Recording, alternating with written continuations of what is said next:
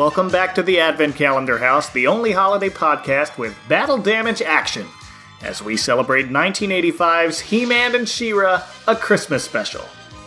I'm annoying flying wizard who never shows my face, even to those who trust me with their secret identity, Mike Westfall. And joining me on this crash course into this ice planet Earth are a pair of powerful guests. First, we have a monster with two heads which never agree with each other, yet are somehow trusted to pilot a flying death ship, Brandon Medley. Hey, Brandon. Hello. And I could not possibly do an episode starring the Masters in the Universe without the man behind Mo 2 Month, the most powerful man on the horror movie barbecue. It's Chad Young. Welcome back, Chad. I have the Christmas power in me. Hello. Yeah, when you told me that Chad was the other person on here, I felt really unprepared to talk Masters of the Universe. You know what? So am I. So. Well, don't worry, because I'm sure there's stuff that I'm going to hear. Because Mike always pulls out something interesting that I don't know. So I'm really looking forward to this, and really excited to hear what you guys are bringing to the table. Well, when I watched the special, not to get too far ahead of ourselves here, and this happens every time when I revisit it every few Christmases. This is probably not an every year watch for me, but every other year watch maybe. I'm always surprised at how little I remember of Masters of the Universe. Mm-hmm. Because there's things happening in characters, I'm like, I don't remember who that is at all. Well, luckily, they kind of open by introducing everybody very unnaturally. They do the thing where they kind of set up the scene, and you have the King and Queen of Eternia there, and everybody's just kind of... King Randor and Queen Marlena, Michael. Yeah, well... Oh my gosh. Okay. You guys couldn't get Pixel Dan on here for me? I mean, jeez. Look, all I did was jump in with a little tidbit that I always remember about this special, and then Mike was like, "You're on." You know, yeah. I wasn't actually saying I wanted to be on it. So, but no, we get this lovely bit of setup dialogue that establishes everybody's name, but very unnaturally. It's just like, want to help me with these decorations, perfumer? Why, I love to, Peekaboo. All right. No one talks to each other like that, especially not when decorating. Well, and they're decorating for what, the twins' birthday party? They're decorating for the twins' birthday party. Which is something I always forget because, okay, I watched He-Man and had the He-Man toys, and I know I was familiar with She-Ra, but especially watching this, like, other than She-Ra, I don't know any of those She-Ra characters. So I felt very lost. Like, I was like, who's Peekaboo? And all these. Yeah. Well, those first 30 seconds are for us. Yes. Yes. And for parents, because they got to know, it's just like, oh, they got to set the record straight that these are all characters with names, and they all have action figures that you can buy with money. That you can buy for Christmas 1985. Yes. That's true. The best part is so many of those characters, even like He-Man and She-Ra fans are just like, oh, okay. That's what I figured. Like, especially like in that final scene when there's so many non-speaking characters, I was like, I wonder how many of these were ever spoken in any episode. Like, I mean, some of them did, but you know, it wasn't that. They didn't. They were very insignificant, and I'm sure Mike has a list of all of the characters. I don't. We're not going to count them. No, see, because I can't name them all like I can with the Muppets, so I'm just not even going to bother. What the Muppet? But let's get into a little bit of background here. This special aired in syndication in 1985. Now, Wikipedia says it premiered on Christmas Day itself. I don't have a clear memory of my watching this for the first time, but I remember seeing it on again, I think, Cartoon Network in the mid to late 90s, and then having memories of the basic plot of the thing, with the kids being rescued by Orko from an avalanche. But do either of you have a clear memory of when you first saw this? No. In 1985, I would have been 2. So, okay. I probably wouldn't remember if I did see it. But I was surprised when looking on Wikipedia that I knew that the Masters of the Universe cartoon aired in syndication, but I was surprised that this special aired in syndication. I figured it would have been on a network or something. It definitely has that network feel. Yeah, I mean, usually when something's titled a special, that means it came on primetime somewhere, you know. I remember, and this was still the version I watched, but shortly after Amazon first introduced streaming video, whenever you had to buy the thing, so like 2007 or 2008, I bought this special on Amazon. That was even where I watched it today. And so I've watched it regularly or semi-regularly since then, so like the last 11 or 12 years. And I know when I first saw it, like 10 or however many years ago, I had seen it before. At some point in childhood, I saw this. But I don't remember where. It was probably on, like, it said it was released on VHS. I didn't own it, but it was probably something I rented or got at the library or something. Okay. I definitely had a friend who had it on VHS for years.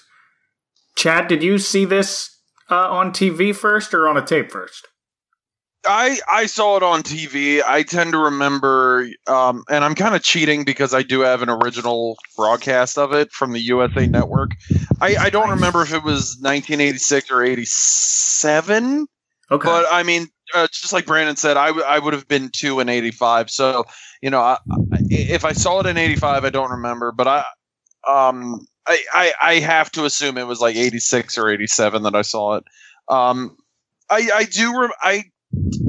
going to be honest with you. I don't really remember Cartoon Network re-airing it in the 90s. But I'm not saying that it wasn't, but it might not have been Cartoon Network. It might have actually been USA now that you mention them. But I didn't have cable or satellite until I was 18, but I do remember when I used to go on vacation or even to my grandparents' house that had it, USA, up until well into the 90s, still regularly showing the cartoon every afternoon. Okay. Yeah. And Saturday mornings. And they would even... Like that cartoon train. Yeah, because they would even do the Cartoon Express. Yeah. Yep, Cartoon Express.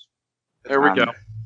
And they would even like show like He-Man, I think, on the little because they would do kind of the little bumpers with all the characters on the train. I think they would even show He-Man and She-Ra on the train. I think you're right. Yeah, they would, because that was how I knew. Yeah. I remember one time being at the beach with my family, and they were all on the beach, and I was staying inside waiting for He-Man to come on because I'd seen him on that train. I knew he was coming at some point. Same.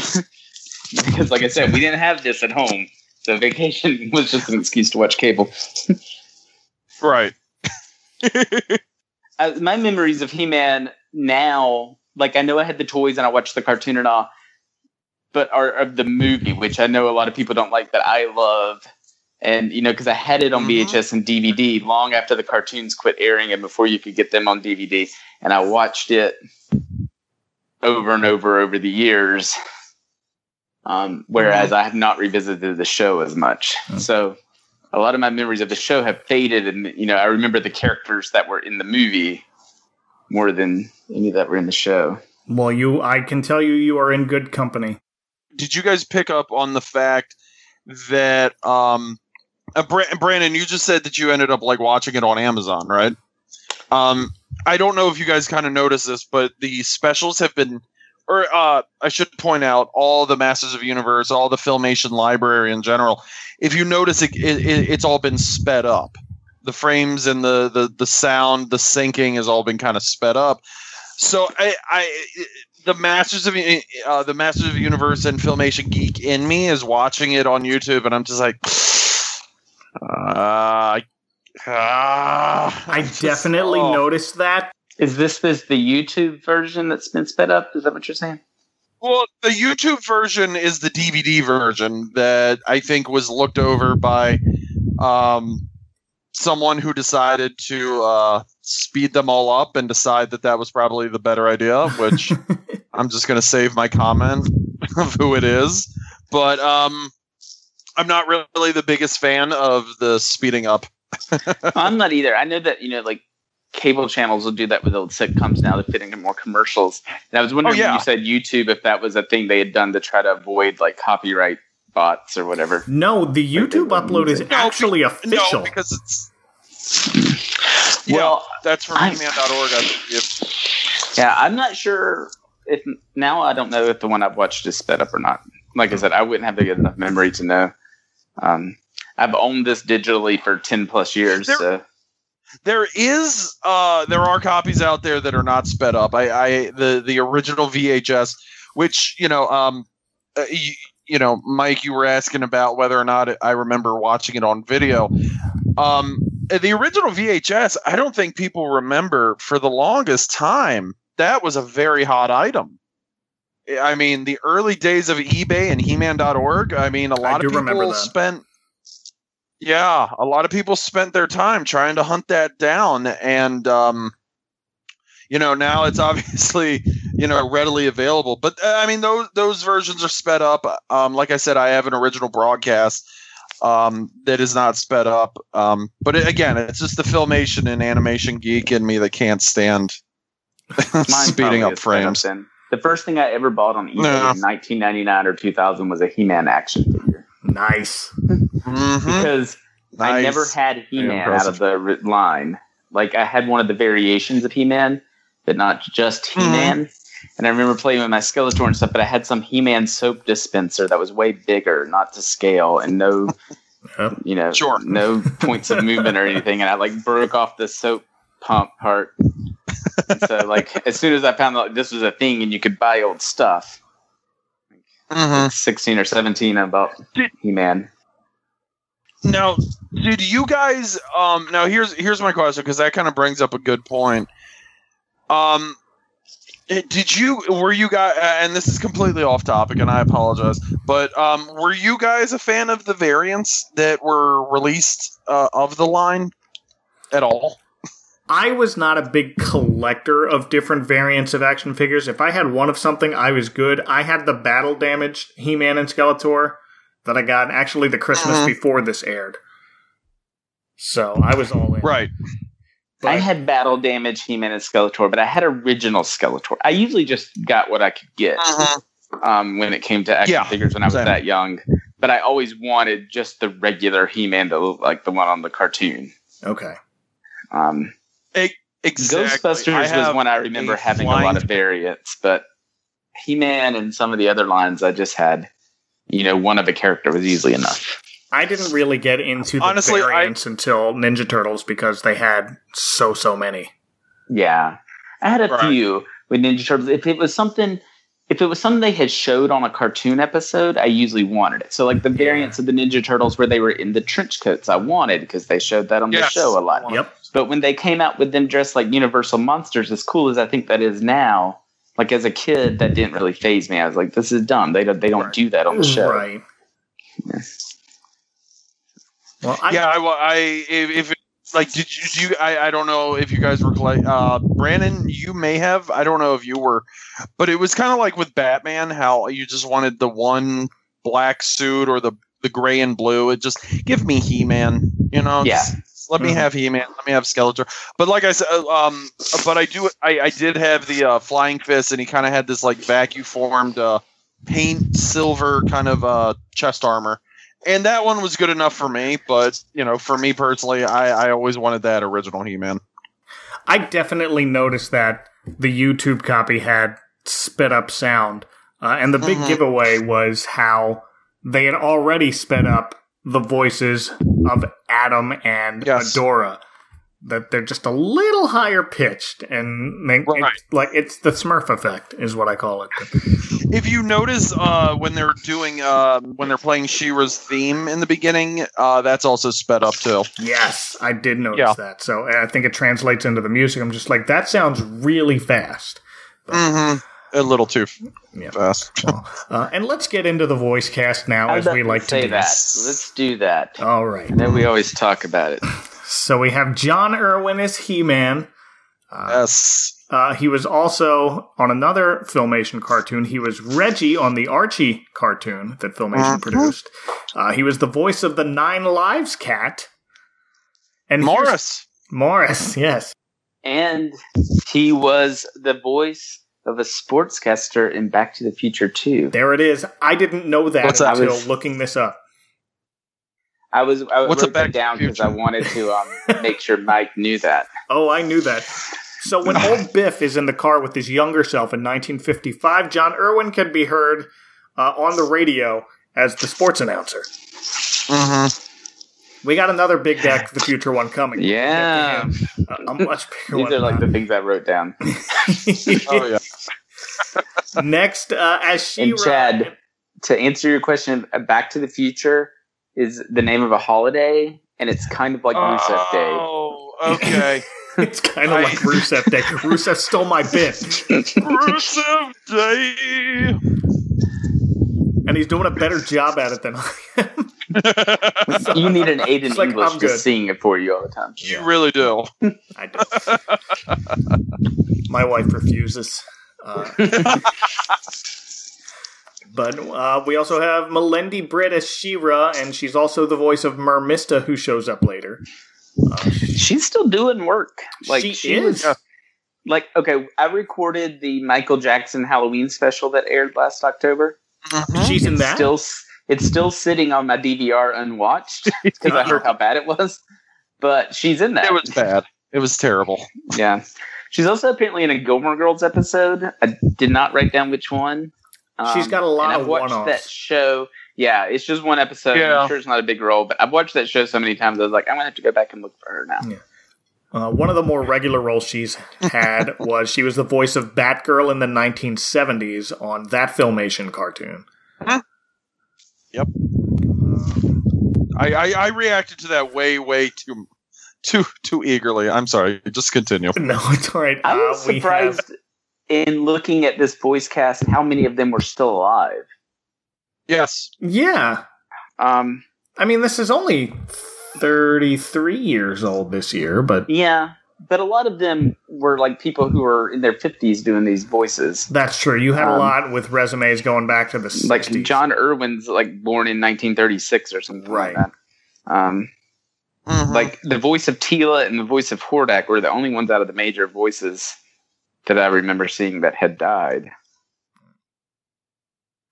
Wait, Linda Gary died? No, Linda Gary didn't die. I don't know about that. I'm pretty sure that's over it down. Yeah, no, she died in 1995. Oh, wow. I didn't realize it was that long ago.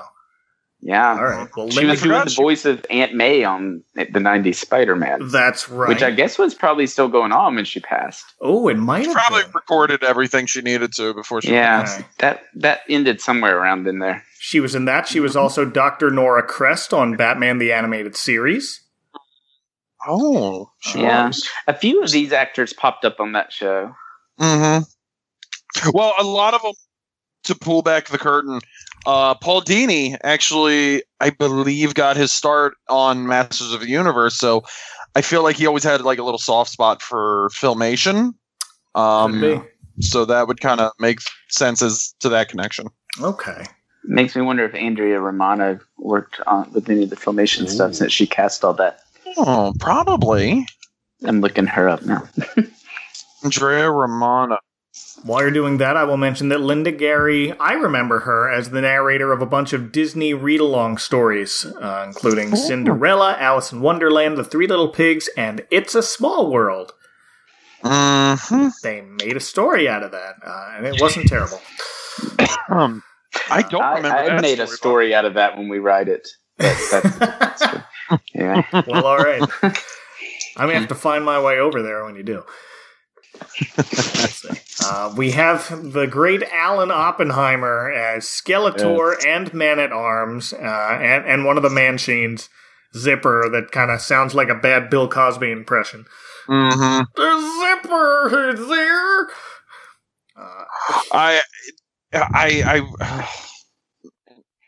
Never mind. Well, Alan Oppenheimer's a regular for Filmation. He was most notably Prime Evil on the Ghostbusters. Yes. And also Mighty Mouse and Ming the Merciless from the New Adventures of Flash Gordon. He was Vanity Smurf. He was on the Wuzzles as Rhinoki. Okay. And here's my favorite besides Skeletor. He had 4 different roles in the Never-Ending Story.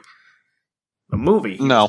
Oh, yeah. He was the narrator. No. He was the rock biter. He was that wolf-like Gamork, but most importantly, he was Falcor the Luck Dragon. What? Yes. This is Skeletor? Falcor and Skeletor are the same actor. That's almost up there with Uncle Phil and He's got range. That's not too bad. I always thought Alan Oppenheimer, at least with just like most of the Filmation guys, I always feel like I could spot his voice out of a crowd. But if you listen to him do Skeletor and Man-at-Arms, I guess, he has a little bit more range than I think everyone else in Filmation. Well, you want to talk range? Let's get to our next one. It's one of the co-founders of Filmation, Lou Scheimer. He's Lou. Orko. He's King Randor. He is Swiftwind the Unicorn. He's like all of Skeletor and Hordak's minions. He's the Monstroids. And of course, our big bad for this cheerful holiday classic, he's the voice of Horde Prime. Can we talk about Horde Prime for a minute? This character is supposed to be shrouded in a mysterious fog, but his voice sounds like it was recorded in a tin can in an empty warehouse. Well, I got you must have been at the Filmation recording studio then. Oh, well, okay. That was the one that they left inside. I'll do this one in the bathroom. I always was fascinated. Horde Prime was always interesting to me because you didn't see his face, and it was kind of like the Galactus in that Fantastic Four movie where you don't see him, but you just kind of have to have an image of him, and you kind of have to guess what he looks like. I will say this: I'm kind of shocked that they pulled out every villain in this special, especially Horde Prime. But have you guys now? Here's my here's a question for you, Mike. I know that you're a part of the Never Collect Anything Club. I am, but you are. Have you guys ever seen the Horde Prime action figure that the Masters of the Universe Classic line produced? I just looked at it on Google image search right now. I'm about to do the same because, oh yes, that's right. It's basically Red Hordak.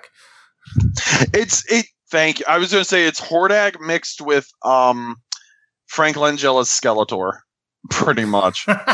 Wow, you're not wrong. That's not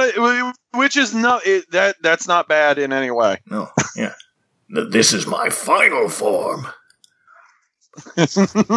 Yeah. But we got to get back to Lou Scheimer. He was, yes.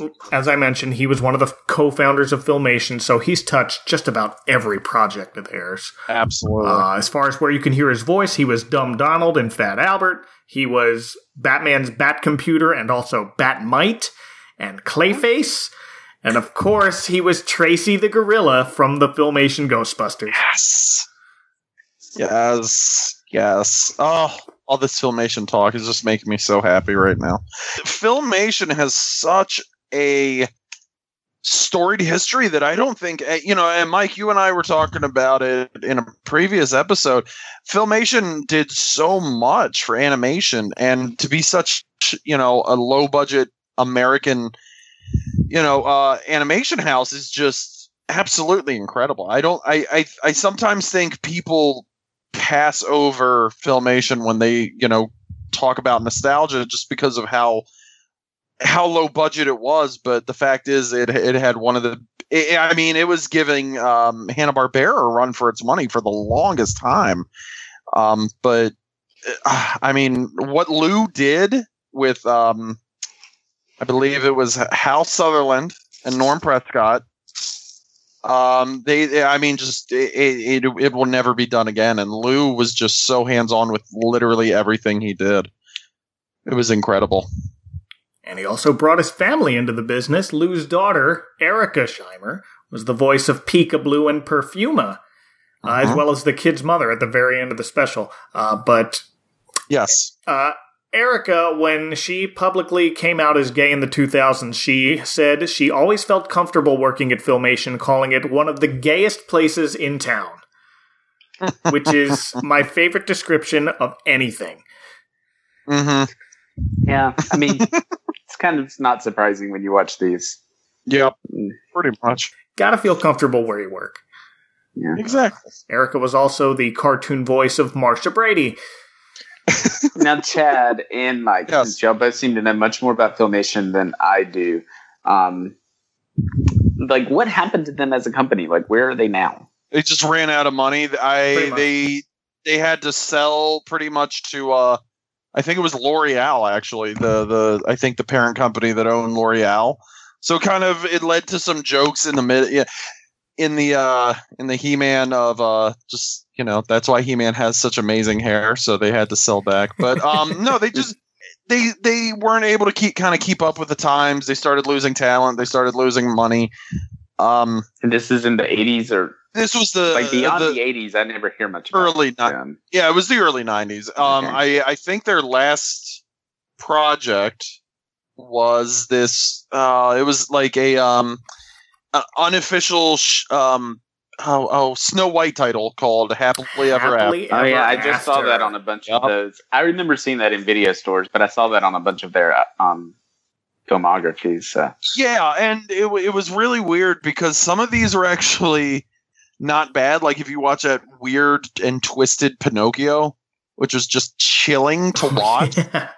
Oh my gosh, it was kind of frightening. I mean, the original Pinocchio was pretty frightening to begin with at times, but this just ramped it up. But there was discussion by Filmation on whether or not that they could, you know, do more projects with like He-Man and She-Ra, and they actually they tried to get a few off the ground, and it just never worked. But Lou, so who owns the rights to He-Man now? Animation wise. I know Mattel. It's theirs. That's right. For, animation rights, I don't know who owns the animation rights, but I know like Mattel oversees everything when it comes to He-Man. That's right. I knew that. There are certain characters, like I think Orko was an original creation from Filmation. Right. I think Prince Adam and I think Web Store. I think those are the three off the.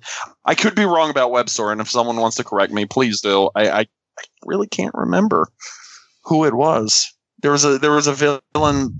King Randor, I think. No, was it King Randor? Oh my god! So basically, the characters that were created for the action figure line and those original for the action comics are owned by Mattel. Yes, and the ones original to the show are probably still owned by Filmation.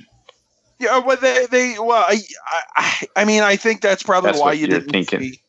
I think so, yeah, and I think that's kind of why you don't see King Randor merchandised or, you know, stuff like that. I want to say he was one of the characters, you know, but anyway, I'm getting so deep into this. Okay. I apologize. You know more about it than I do. Good. That's why I'm deferring to you here. Tangents are always welcome here. Thanks. But let's get to our last voice actors. We have our two Earth children, Miguel and Alicia. As Miguel, it's R.D. Robb, who was 13 years old when he recorded this. 2 years earlier, he was in the movie A Christmas Story as Schwartz, the kid who triple dog dares Flick to stick his tongue to the flagpole. Wow, I didn't even click on the kids when I was looking at the voice cast because I figured they were just like somebody's kid. That's how these things usually work. That's cool. Wait a minute. Okay, this I did not know. You're actually blowing my mind. Schwartz I kid you not, I did not know that was him. Yep. Wow. I didn't know it was him until I looked it up too. I was like, this is fascinating. Oh wow. See, I'm learning something. Yeah. So, unlike Rankin Bass, they actually employed child actors instead of just getting their kids to do it. Yeah. Yes. Well, okay. Well, somewhat. Yeah. He has movie experience.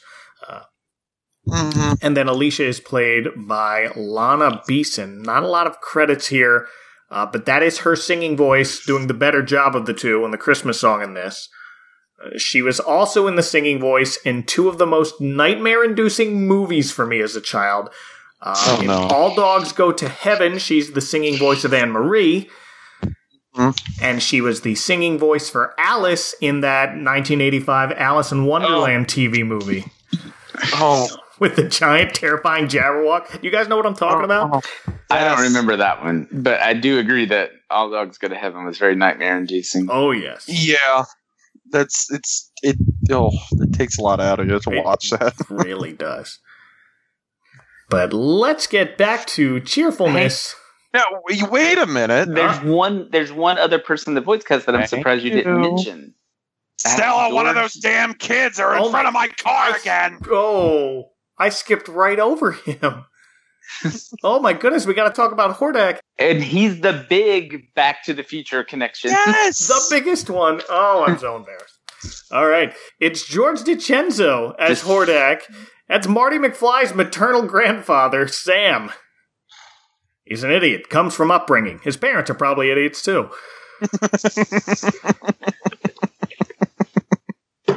So happy Back to the Future Day. Yes, that's there right, we go. ladies and gentlemen. Can't believe you've saved the best for last. So he's the voice of Hordak and was through this whole run. That's another one where you could tell the voice is sped up because it's just like, why does Hordak sound so much like a Smurf? Yeah, that kind of takes away from the effect of Hordak in this, and that's again another issue I have with the speeding up. Yes. Damn it! All right, well, let's dive right in. We open with snowfall at the Royal Palace of Eternia, as every good guy ever, except for about 4 people, are decorating for the twins' first birthday together with the whole family. We get that lovely bit of setup dialogue that we talked about earlier that establishes 2 big plot points. 1, Adora brought all her friends with her.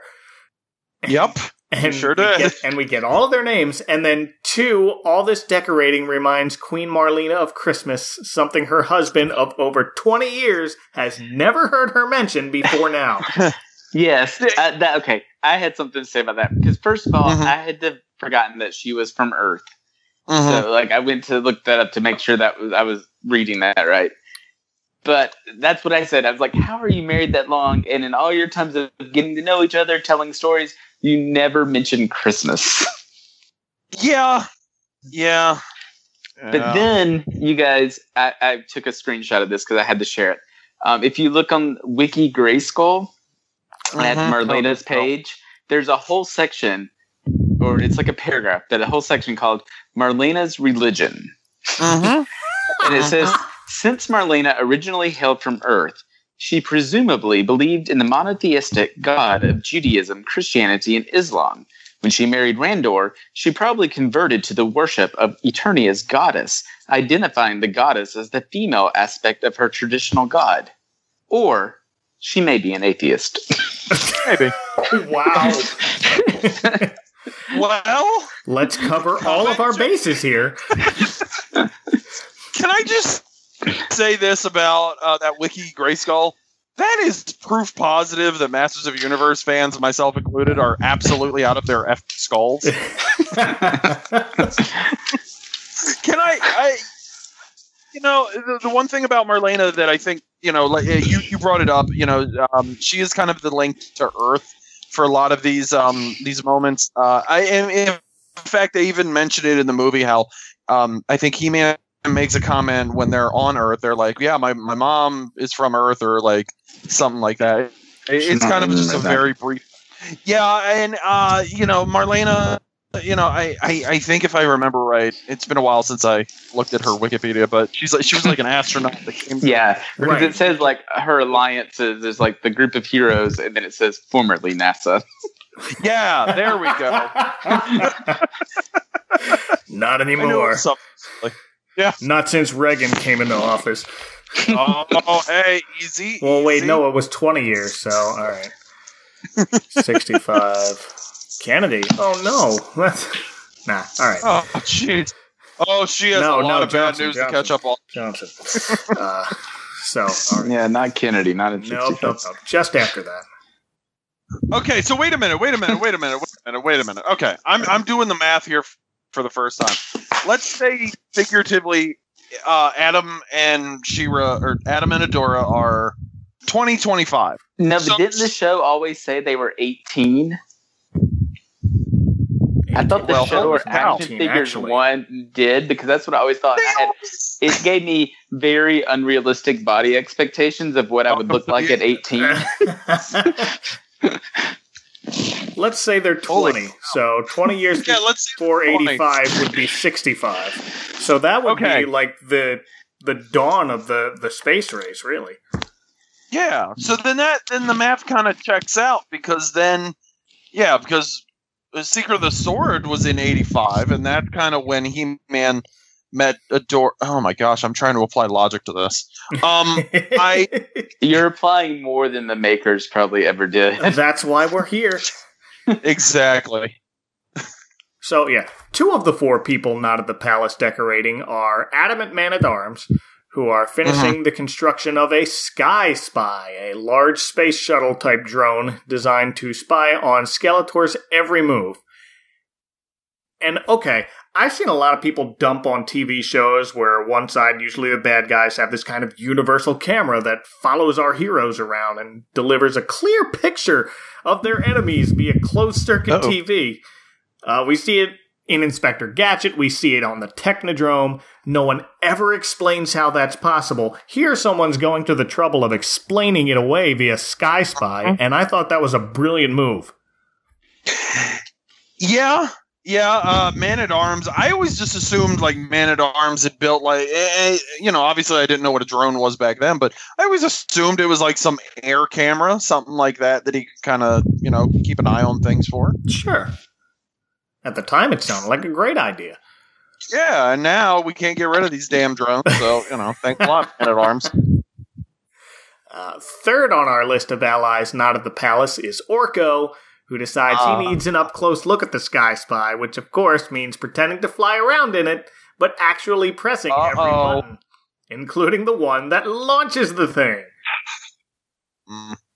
And then we we launch into our opening credits, our high-pitched opening credits, which then cut to Skeletor noticing the Sky Spy, not knowing what it is and ordering his pilot to chase it, and behind the wheel of Skeletor's ride is the only sentient being less qualified to fly a ship than Orko. It's Too Bad, a 2-headed monster whose heads always speak in opposites.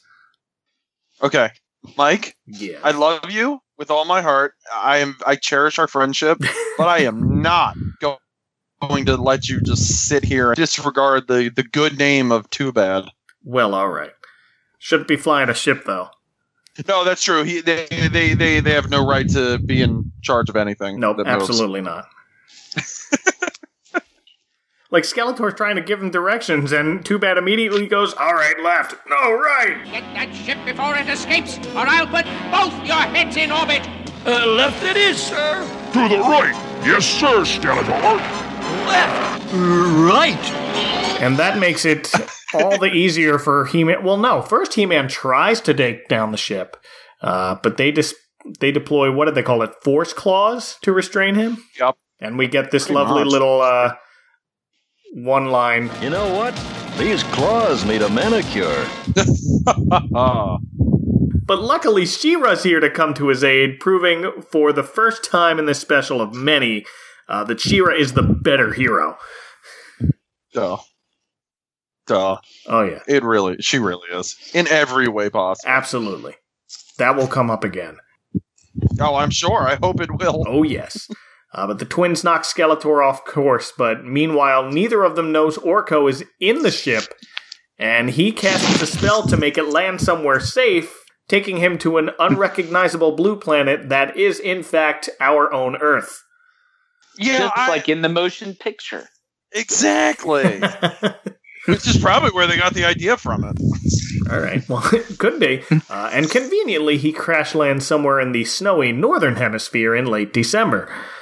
Because upon landing, Orko hears cries for help from 2 children about to be crushed by an avalanche. He levitates them out of harm's way, and the kids don't seem to be bothered at all by the sight of a floating, faceless, legless wizard stranger with pointy blue ears. So, here, the first thing I would be saying is, what in the hell is that thing, and why doesn't it have a face? But no, first thing they said to him was just, put us down! Well, wouldn't you? Yeah, probably. Wouldn't you? I would. I'd be like, ew, put me down. I don't want you around me. Yeah. Go home. And I love Orko, but that would my first reaction to Orko would not be, oh, hey, cool. You've got blue hands and no face. What? Hey, let's go hang out. Yeah, well, he did just rescue them from certain death. He did. Fair. But It was the 80s. They had watched Star Wars. They knew what Jawas were. They had seen all the other weird 80s fantasy stuff we had watched. They just went along with it. yeah, I think they had a. So TV you're saying that they were kind of they were so accustomed to weird stuff that and they're kids. Kids are dumb. Oh yeah, gosh, Well, and again, this thing just saved their lives. That too. Plus, they're in the middle of nowhere. Like, those are huge trees. They're like deep in some forest. There are no buildings or roads around, and these kids have gotten out there by themselves. They went to go get a Christmas tree to bring home for their family. Who sends out two tiny children alone in the northern wilderness to chop down a Christmas tree by themselves and haul it back home, also by themselves? But movies like this and specials like this are why, as a kid, I always had this idea that I had to go out into the woods somewhere and cut down a Christmas tree. You want a Christmas tree? Go out and get one. Not to a tree farm where they've got them planted in rows, and not to a tree lot, and definitely not an artificial tree. Like, we had to go, and I lived on a farm, and I was like, no, we have to go out just like in the movies and cut down a tree out of the woods. And so one year, when I was like 6 or 7, my parents finally let me do this. We live in South Georgia on a farm. There's no Christmas trees on the farm, and if there are, there's definitely not any that are pruned and shaped up perfect. But because I insisted, my parents let me cut down the top of a pine tree and bring it into our house. And that is what we decorated that year. And it looked horrible, but I was so proud of it. I invited everyone we knew to come to our house. You had a real Charlie Brown tree. It was like 4 big branches. That's amazing. Like my dad, you should have been literally proud. climbed to the top and cut down like the top 5 feet or so of a pine tree. Oh my goodness! That's my new favorite greatest story. Well, Orko decides to be the better parent and brings them inside his crashed ship, where he asks what a Christmas tree is. So first, the younger sibling Alicia explains, "You get a lot of presents." And then Miguel explains, well, there's a lot more to Christmas than that. It's a time to celebrate peace on Earth. And then he begins to tell Orko the story of Christmas, which conveniently cuts out after a long, long time ago. Right. Well, they tell a little bit more. In my memory, they talked about Jesus. And of course, they don't actually mention Christmas. Or Jesus, I'm sorry. But they definitely tell the Christmas story enough that you can fill in blanks. More so than most Christmas specials that aren't explicitly about the nativity story, like Nestor or the Little Drummer Boy or something. Like this and Charlie Brown and the Johnny Bravo Christmas special. Oh, I gotta put that on. Some of the only ones that mention Jesus or the Bible story at all. Animaniacs. Because he says, like, I'm sorry, what was that? Animaniacs did, just to mine. Yes, I have that written on my Animaniacs. With visuals. I don't think I've watched the Christmas one of that. If I have, I don't remember it. It's really good. So Wacko's Christmas Wish? No. Not that. Like, they had just a regular Christmas episode where they did Little Drummer Boy.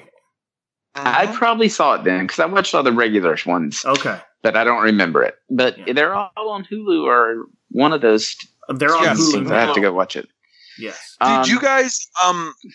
Because I'll point this out. I believe in the original broadcast, there was another scene where they are talking about like 3 wise men, and they're talking about Jesus. I feel like maybe it was cut out of later releases. Well, here it says. I don't know, because my memory of that came from this same version that I watched today. And it has him, he starts off, he says, it's about peace and goodwill toward men. And he says, that's what the angel said. I wrote all this down. We'll tell you the whole story. And then he says, a long, long time ago, and it fades back to He-Man and them. And then when it comes back, he's talking about the 3 wise men following the star until they reach Bethlehem. Right, that's the version I saw as well. And then she said something about, and we didn't even get to Santa or something like that. Yes. So they kind of like tell the beginning of the Christmas story and the end, but they kind of skip over the birth of the Savior part. Yeah. I feel like they want to, but then they ended up having to dance around it, I guess.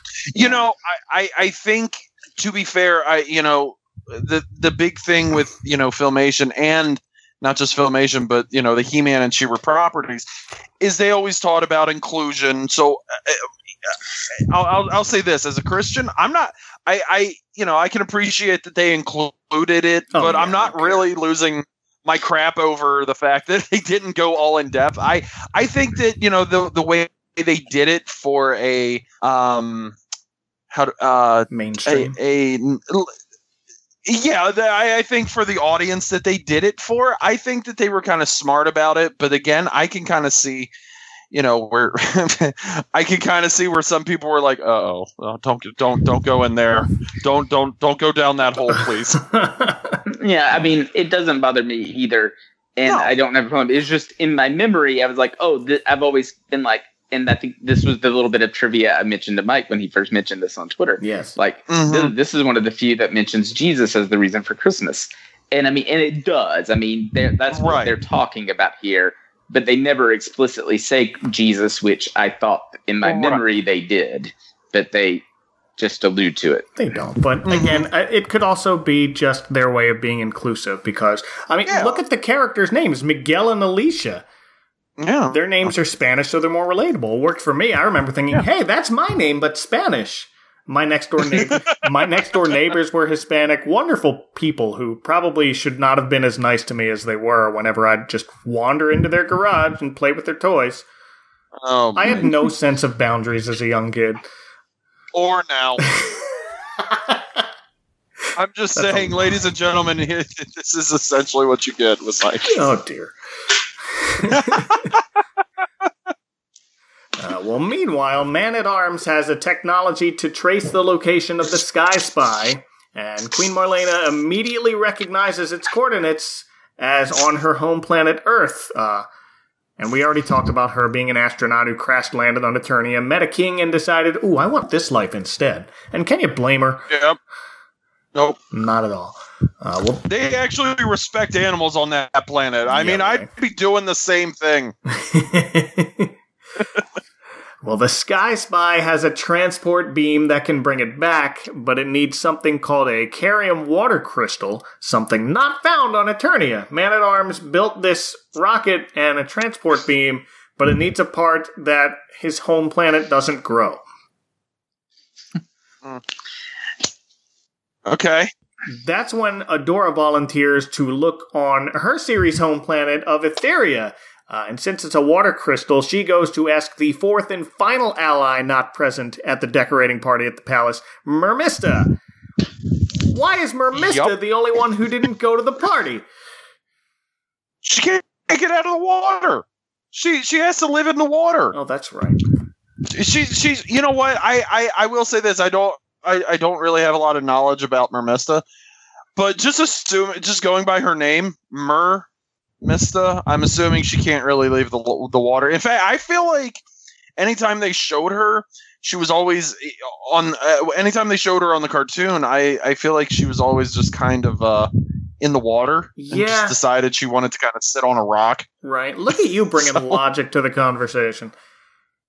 I'm sitting here trying to think up this convoluted story. Maybe mermaids don't celebrate birthdays. Oh, hey! Hey, I'm kind of in on that. You might have a good point there. It might. I mean, I know it's not a universally mermaid thing because Ariel's got a dang birthday, but maybe mermaids on Etheria don't celebrate birthdays. So she was like, "Okay, you all have fun." Now, but wait a minute. Ariel never left the sea, and in fact, she had to make a deal with what was Ursula. John Arbuckle's grandmother. Ursula, thank you. John Arbuckle's. That's right. Yep. She had to make a deal to leave the sea. So I'm assuming, Mermista just kind of was the same, or maybe she was just effing lazy. I don't know. All right. All this talk about birthdays on Eternia and Etheria, in our earlier I'm backtracking here, but our earlier conversation about the fact that He-Man was only 18 and was built like that. Like, okay, so birthday is a year. The year has to do with how fast your planet orbits. We don't know how slow those planets might orbit. Maybe 18 is equivalent to 30 Earth years. That would make sense. Holy cow, yes. Could be. I mean, Queen Marlena does. Now, I'm in my 30s and still don't look like that. So this is setting up some issues. I got news for you. For the longest time, I really had this idea that I'm going to have that big of muscles when I turn 18 because of this show. Oh, man. This podcast has just become a therapy session. Yep, welcome to everyone just airs out their crap.com. Well, Mermista, who has a... I'll remember this during my next actual therapy session. You're welcome. Well, Mermista, who has this thick French accent because mermaid, knows where there might be a crystal, but it's in a place guarded by a terrifying mythical creature with a delightfully generic name. Oh, dear. Whose dog is that? I'm sorry, Mike. It's the Beast Monster. It's mine. I was hoping it wasn't picking it up. One time the dog knows I'm talking about the Beast Monster. Does. Please leave this in, by the way. It's a beast and a monster. The Beast Monster, and I just realized that I typed Best Monster in my notes. It is not. It is not Best Monster. It ends up being this Godzilla-looking creature with a slightly longer neck, whom She-Ra takes out pretty quickly. While Mermista finds her crystal, and then she's almost out of there when we meet the next group of competing baddies, giant robots called the Monstroids, who can change their shape. Did anyone else notice they make a big deal of that for a brief second?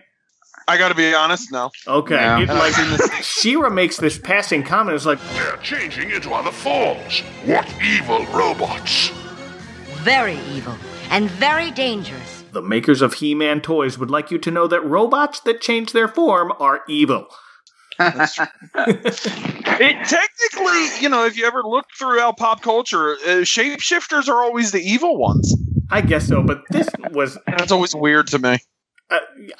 I mean, no kid would notice this at the time, but as an adult, yeah. I immediately caught that. It was just like, ooh, that is shaded Transformers. Oh, hey, yes. That's what I was getting at. They're throwing shade at Transformers. Don't buy those newfangled toys. Buy He-Man action figures. Well, after the evil robots evilly transform, they just piece on out of there. Yeah, they're kind of gone. A lot goes on in the middle of this special. It gets very convoluted and less Christmassy. And I've gotten more quiet because this is the part where I kind of zoned out. I don't Same. blame it feels more like a standard Masters of the Universe episode. Is the part that I don't pay as much attention to because I've tried to go back and watch those. They don't really hold up for me. No, they don't. The Christmas special part at the beginning and the end of this, I'm like, oh yes, I'm into this. When it gets into like, let's battle these bad guys, and this one, I'm just kind of like, okay. And this is one of those cases where She-Ra just goes home. Hey everyone, it's me, Adora. I just got this crystal we need from my best friend She-Ra, who absolutely is not me. Nope. What's up? She literally walks in and just says, she is like 2 seconds from throwing her hands up and just say, what's up? I did it. She didn't do it. My best friend She-Ra did it. Well, the crystal gets the transport beam to work, and the Sky Spy is brought back to Eternia with Orko and the 2 Earth kids and their Christmas tree inside. But now Man-in-Arms says it might take a few days for the crystal to recharge, which means they might miss Christmas.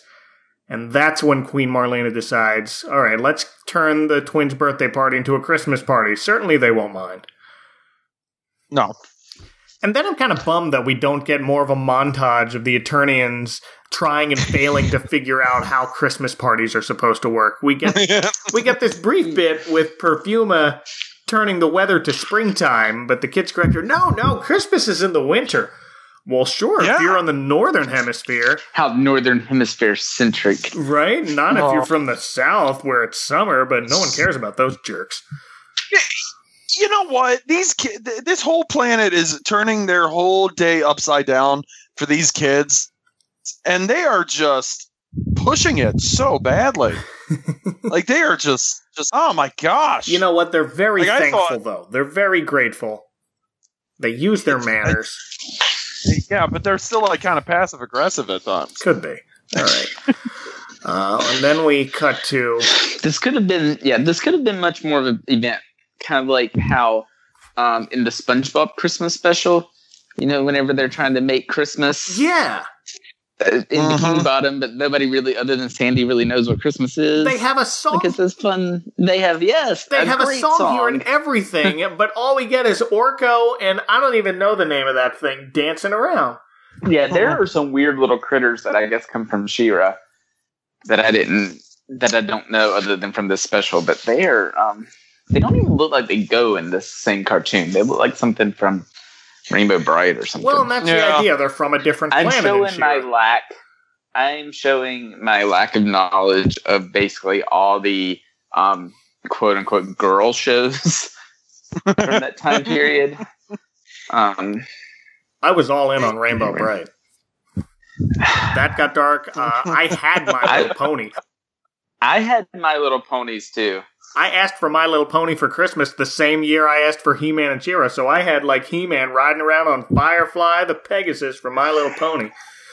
I had some of them, but I missed some of the other shows. I don't know. Basically, my sister and I, we got everybody, like my grandparents and aunts and parents, like whatever they bought one of us, they bought for the other. So we both had He-Man, we both had My Little Ponies, we both had Care Bears, we both had Ghostbusters. But I missed, I don't know. I never watched a lot of She-Ra, so I'm always kind of at a loss with all the She-Ra characters in here. I gotta be honest, I don't even. They've appeared on like other episodes. I just can't remember their damn names or what they all. I assume they're like her versions of Orko. Kind of like comic relief. Had some other characters like in Cowl that were kind of the version of Orko. She also had Madame Raz, who flew around on a little broom, and she was just like a sassy. She sounded like Harley Quinn too, which was kind of. She would kind of talk like this. I'm not. Well, and you know, mermaids with French accents. No. Mass hysteria. Yeah, no, this is Orko's dancing with some kind of. It looks like an owl, but it has giant rainbow ears that go down the side. I know what you're talking about. That's Cowl. Cowl. That's Cowl. Oh. Yes. It looks like an owl, but it's a cowl. Yeah. Get it? I do. Get it, Mike? I get it. I don't think you do. All right. Well, actually, before this, we see our first glimpse of Horde Prime, or his arm coming out of the smoke there, and who summons both Hordak and Skeletor. I knew Hordak worked for Prime, but Skeletor up until this point was his own boss, I thought. Yeah. Okay. Well, the story was always Hordak was Skeletor's teacher, and Skeletor kind of turned against him and, you know, trapped him in, what essentially is the Fright Zone. And Horde kind of struck up a deal, or Hordak kind of struck up a deal with Horde Prime, and that's kind of where that goes. Yeah. Well, for the purposes of this special, Skeletor works for Horde Prime too. And those two are bickering back and forth because Horde Prime has informed them of the arrival of the spirit of Christmas on Eternia. And in hindsight, that's the Snoke from Star Wars scene. There's been an awakening. Can you feel it? We know where you're getting it from, Disney. We know what's going on. Well, Horde Prime wants these two Earth children to prevent them from spreading Christmas cheer and offers a great reward for whoever can bring them to him. So now we have Skeletor and Hordak fighting each other for the rest of this special. Can I tell you, this is kind of where the special starts picking up, because it does kind of turn into a almost kind of Cannonball Run-ish. Yes, it does. Just with because right after they're finished singing, Hordak shows up and quickly captures the two kids and Orko via tractor beam with no fight whatsoever. You have Bo there, who was playing his little mandolin. Mandolin, thank you. Yeah. He gets freeze rayed right off the bat.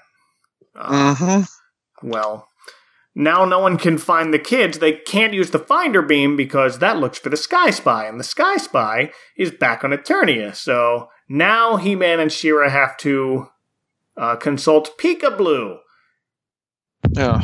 They're all seeing Buddy to find the location of the kids and Orko, and she sees they're now being held prisoners by the evil transforming robots, the Monstroids. Okay. Who took them from Hordak to use as bait to lure Horde Prime. Man, this is Cannonball Run. This is Cannonball Run and just absolutely insane. And by the way, I got to point this out. If anybody, we were talking about it earlier. We're all wrestling fans here.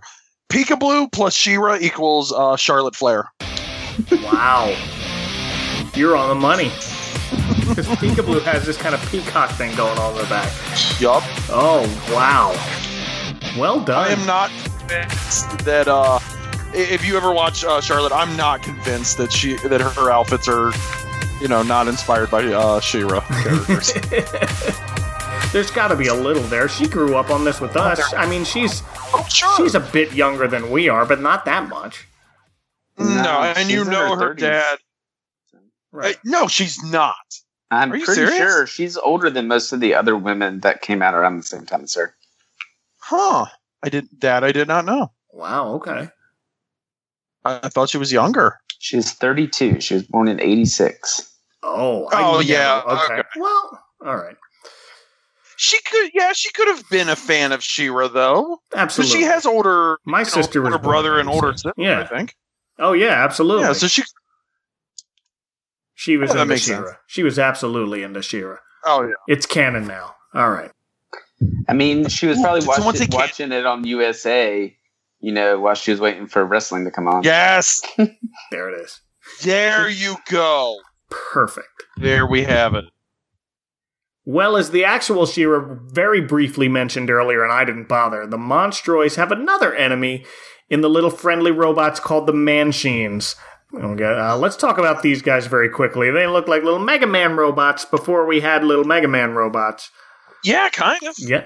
And their leader, Cutter, decides to free the prisoners themselves just in time for He-Man and She-Ra to show up and help the Manchines take out the Monstroids. Again, a very one-sided battle once everyone decides to work together.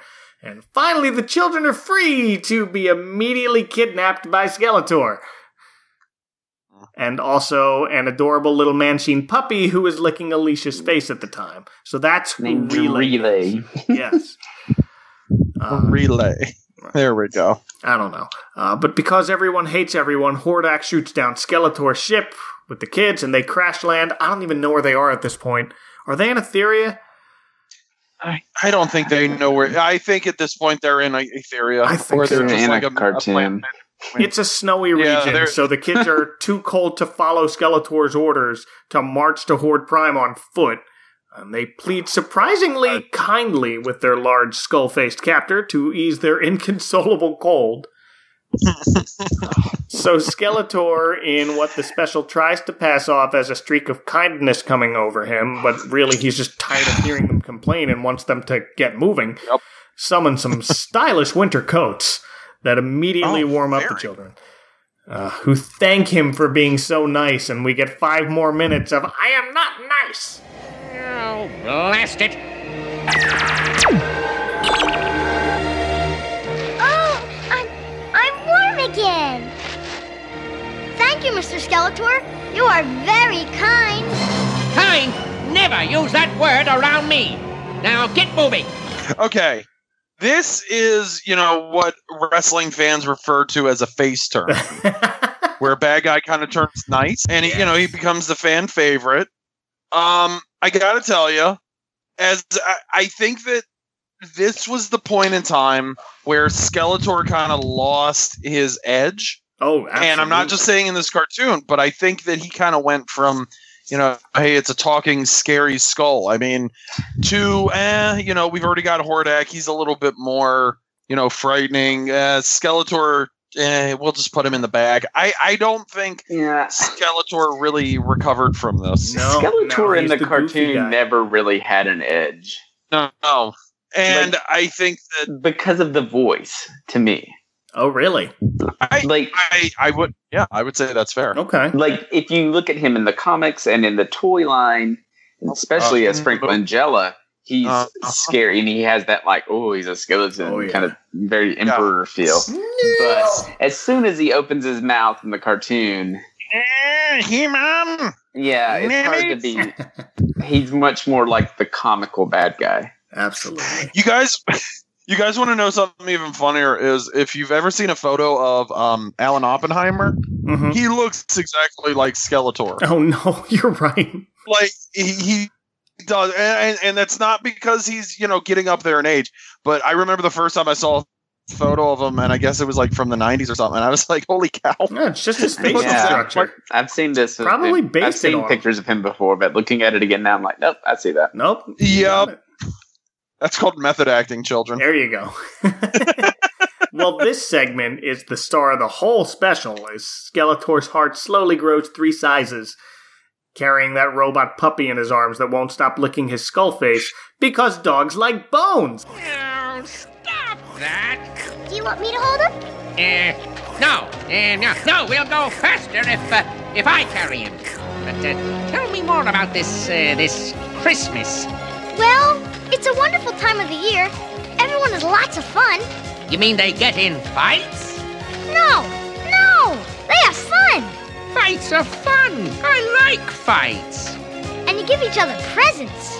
And when you open them, they explode, right? No, they're nice gifts. Nice. Doesn't sound like much fun to me. A snow beast. Quick, get behind me.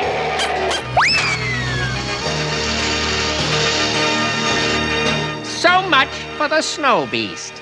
Oh, thank you, Mr. Skeletor. You saved us. You really are wonderful. Listen, I am not nice, I am not kind, and I am not wonderful. I just love him walking around holding that puppy saying, I am not nice. I am not nice, I am not kind, and I am not wonderful. Tell me more about Christmas. Well, it's a wonderful time of the year. Everyone has lots of fun. Yeah, it's just... It's very...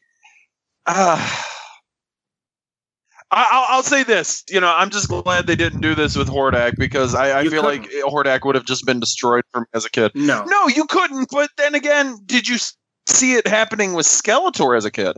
Would you have said, "Oh, okay, yeah, I can see him," rescuing the kid? Now, albeit him and Hordak always kind of had that like cat and mouse. I need to be the first one. To the end of, to the finish line, but they're like the old couple who's at game night and on opposite teams. Yes. Oh gosh, they are like an old married. You know what they remind me of is the little Jewish trolls in what is it Princess Bride. Thank you. That's exactly what they remind me of. Oh wow! All I could think. That's all I could think of. That's all I could think of. Oh wow! I love this where I was going with that. I couldn't think of like Jewish trolls, and then when you said the Princess Bride, it came. Yeah, it took me a while because I couldn't remember the darn name. So I'm glad Brandon knew before someone sent me a hate email. He-Man. I love that bit that he just keeps ruining everything, and he just is like, "Oh, you mean that they."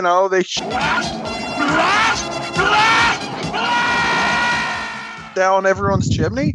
No, of course not. That's not what's. Oh, I'm sorry. I shouldn't have said that. I'll bleep it out. Okay, good. I think I said something worse than that on the Easter special. Oh, did you? Everybody finally meets up at the same place, including Horde Prime, and we have Skeletor with the kids, and we have Hordak, who tries to take him for himself as the reward, and we have He-Man and She-Ra, who have to deal with Hordak's troopers. But Skeletor gets that one last puppy lick, and he finally has his Grinch moment, where I don't know what's come over me, but I must save the children. You know, I was going to say, first off, they're all, you know, if I'm He-Man and I see Skeletor holding a puppy, a weird robotic puppy at that. Yes. And he's, you know, got a bunch of kids with him. I mean, He-Man's a pretty, you know, smart guy. But wouldn't your first, you know, reaction be shoot him in the leg, take him down or something? I don't know. He really didn't want to hurt that dog. He really didn't, but I think He-Man knew that dog, if one clear shot to Skeletor's bony kneecaps, that dog could have flown away. Yeah, he'd been fine. You're right. But again, He-Man doesn't believe in violence unless it's necessary. So you know what? He's a smart guy. So maybe he was just willing to listen. He made the right choice. Everything worked out, which of course makes Horde Prime use his very unconvincing angry voice. Very angry. He does. Skeletor, you've made me very angry. I just want to let you know, you've disappointed me. Just letting you know. Trying to give him a Mike Brady talk. I'm very disappointed in you. That's exactly what he was doing. Mike Brady. And in the middle of that is when He-Man and She-Ra just lift up Horde Prime's ship and toss it into the farthest reaches of space as he screams, "Blast! Blast! Blast!" That's what I'll use to bleep it out. I'll use blast. There you go. Perfect. Yeah. It turns into the what's the is it the Phantom Zone from Superman? Oh yeah, kind of. Yeah. Tosses him into the sun. That would have been the smart idea. Yeah, well, we'll see what happens in our next exciting episode. No, we won't. The kids give Skeletor a big ol' hug for saving them, and he's more defeated than even Skeletor has ever seen being. Oh, poor guy. And I think you're right, he never recovers from that. But no. She-Ra's here because she's the better hero to make him feel better by telling him Christmas only comes once a year. Yup. And we're back at the palace for the Christmas party featuring Adam as a very rotund Santa Claus with not at all a basketball under his shirt to make him fat, who gives the kids flying belts as Christmas gifts. They also got to keep Skeletor's magical winter coats, so I think they both made out pretty great despite almost missing Christmas. Mm-hmm. Which I would agree with that. Absolutely. And you know, the one thing here is Skeletor didn't ask for the coats back. You're right. He just did not expect those back. No, those were his shut up coats. Yeah, pretty much. And they don't miss Christmas because Man-at-Arms has gotten the transport beam in working order just in time for Christmas Eve. They get sent back to Earth, where they are no longer lost and manage to quickly get home to their parents who are worried sick. They show off their new flying belts and go to bed. Mm-hmm. And we end with Adora yanking off Adam's Santa Claus beard, and a Merry Christmas is had by all. I think this was the first instance I saw of someone yanking off Santa Claus's beard. Really? I think so, but I don't remember it phasing me. I just remember, oh, that's a thing people do? That's bad. You're bad, She-Ra.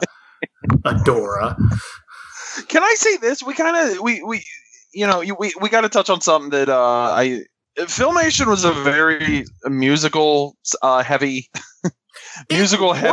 company. And we left out the goofy little song that they sing with Bo and Orko. We touched on it a bit with them dancing, but go ahead. No, it was just one of the worst Christmas songs I've ever heard in my entire life. And in fact, I say that even though it's on my iPod. Of course it is. Love and caring, peaceful bliss, joys of sharing, happiness. Yeah, I had an MP3 of it. It's probably it wasn't still a good iTunes. song, but I can't say it's the worst.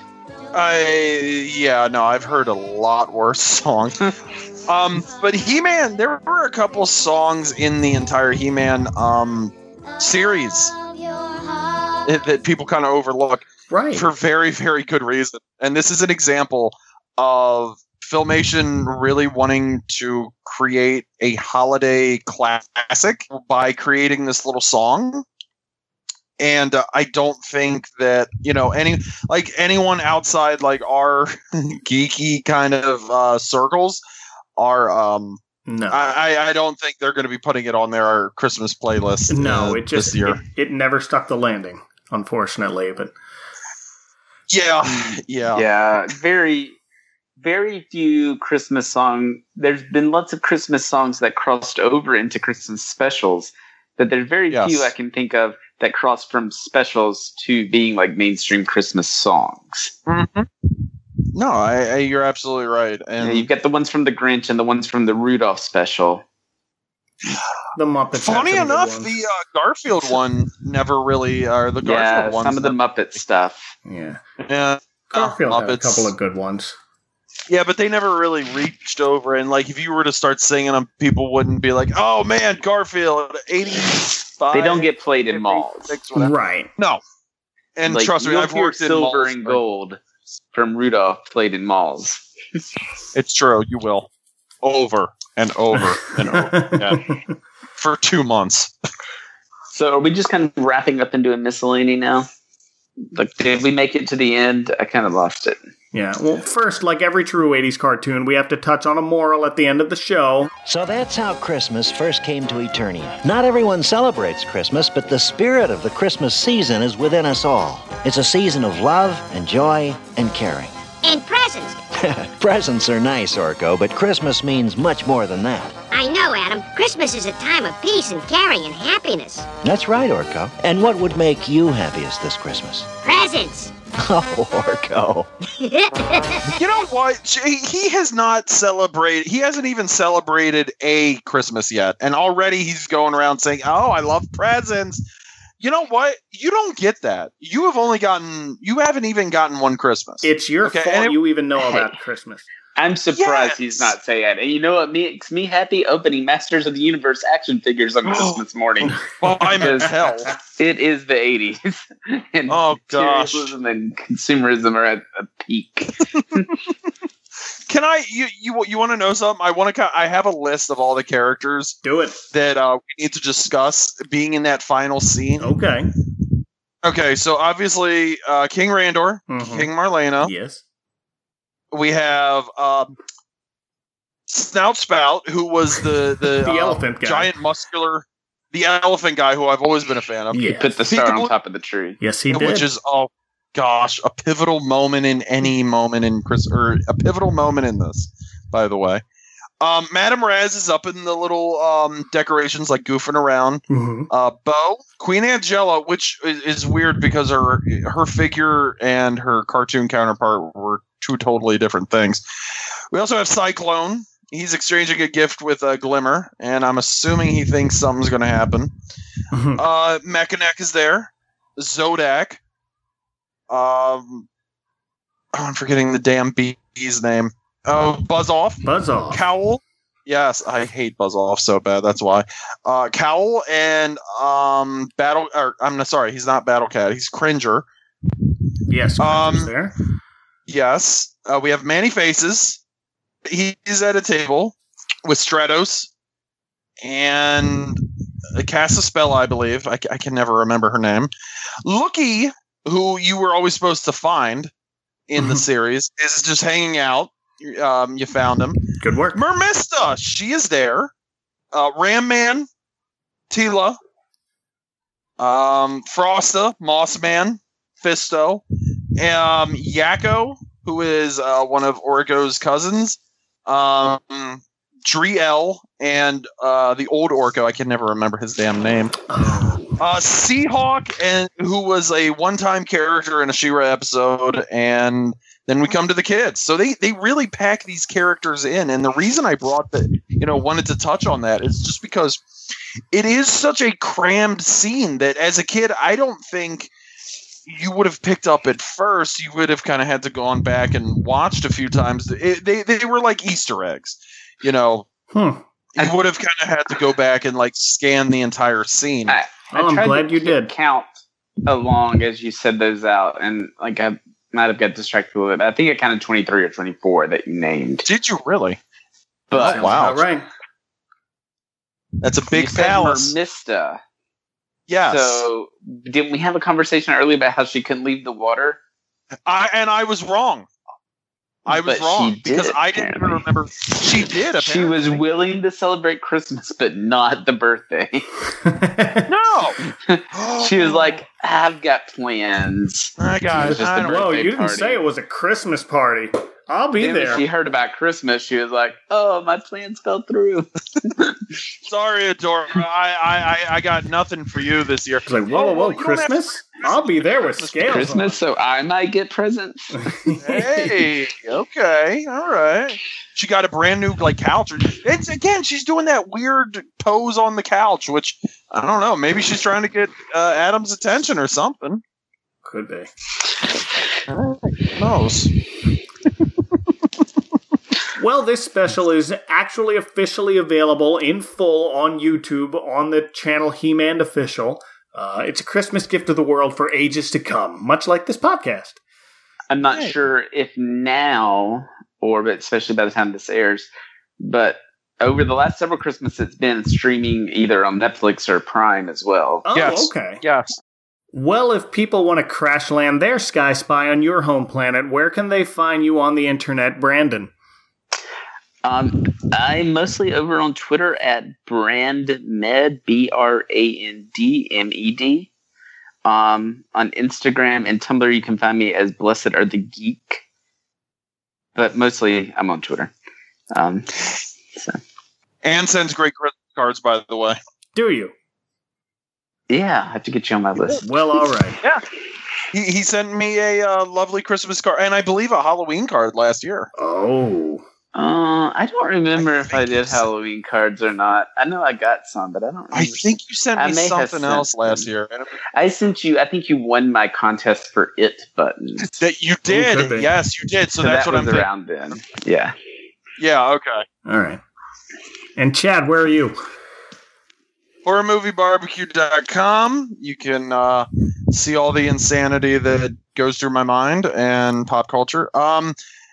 Twitter. Again, Horror Movie Barbecue. Same with Instagram. Facebook.com/Horror Movie Barbecue. Come by, see how crazy I am, and enjoy my photos of my pet monster wearing birthday hats or something. And which are amazing. Oh, thank you. Rabbits and my pet monster. That's yes, rabbits and my pet monster. Pretty much. It's a good time. Oh, and it's going to be. This is going to be Christmas by the time this airs, right? Correct. So, or the time this gets uploaded. Oh gosh, yeah, you guys are really going to get it bad in December too. Yes. And you can find us on Twitter at AdventCalHouse and every episode on AdventCalendar.house. All the links to subscribe or whatever you use to listen to podcasts are there. You know how to use the internet. I believe in you. Merry Christmas, everybody!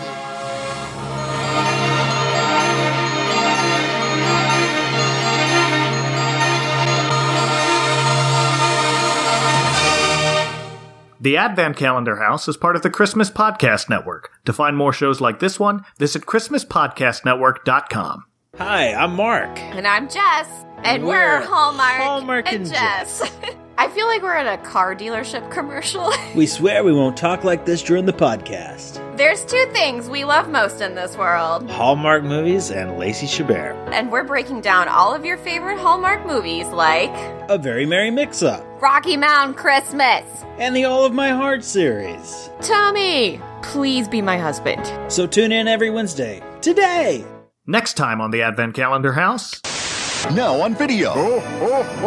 Be a part of a very special holiday event.